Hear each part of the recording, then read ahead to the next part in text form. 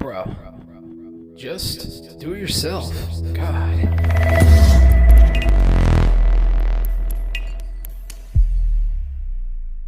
Is butter chicken, and this one is my favorite. So let's get started. So I'm first gonna push the saute button. We're gonna start heating up the pot. Then I'm gonna take about a tablespoon of olive oil, just drizzle it on the bottom. We gotta start cooking up some vegetables. So we're gonna add in 1 onion, just minced small.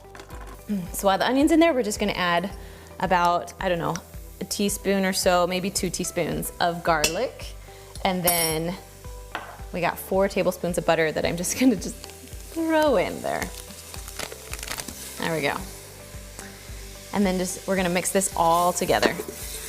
So we're just gonna mix this around for about 5 minutes or so until the onions, get that lovely fragrant smell and are cooked a little bit. Okay, so once your onions are cooked pretty good, we're gonna go ahead and add about 2 pounds of chicken breast. Now I cut these up into bite-sized pieces. They're gonna cook a lot faster that way. And I really like the chicken when it's cut instead of when it's, you put the whole thing in and then you have to shred it. For this recipe, I like them in chunks. All right, so we're gonna mix this around a little bit, get that chicken all heated up. Okay, so while that's sitting there, we're gonna go ahead and add 1 can of Hunt's tomato sauce. Okay, so if you look at the nutrition facts, there's only 4 carbs for about 1/4 of a cup, and that's all you're eating. So it really doesn't have a ton of carbs in it, so that's why we're keeping it keto friendly. All right, we're just gonna add that whole thing in. Now while this is going, we're just gonna add 2 tablespoons of tomato paste. And then we're just gonna mix this up a little bit. So next we have something called red curry paste, and this stuff makes your dish absolutely delicious. So we're gonna put 2 tablespoons of this in there. And I am just eyeballing a little because this is my teaspoon, but it's kind of a small opening there. Nice. Okay, mix that around. So next we're gonna do 2 teaspoons of Garam masala, I don't know. However you think you pronounce this, put down in the comments for me because I'm struggling. All right, this is good stuff though. However you pronounce it, or wherever you're from, how you pronounce it, it's good. So we're gonna do 2 teaspoons of that. Then we're gonna add 1.5 teaspoons of ginger.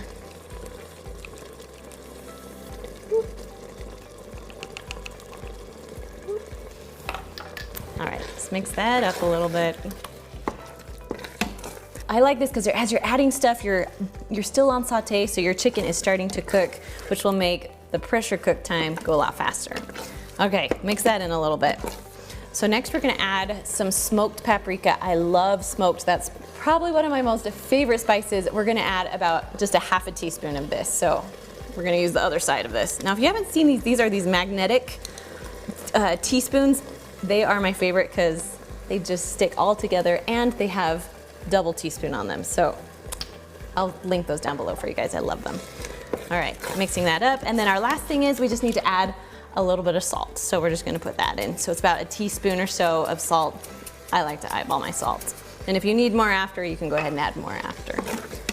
Okay, so with this recipe, if you are using a Lux that doesn't have a burn notice, you are good to go now. You can put the pressure, put the lid on, but because I'm using a Duo, it's going to burn on the bottom. There's just not enough liquid. So I'm gonna add about 3/4 cup of water into it just so we can have enough liquid so it will pressurize. Okay, so I'm gonna push cancel right now.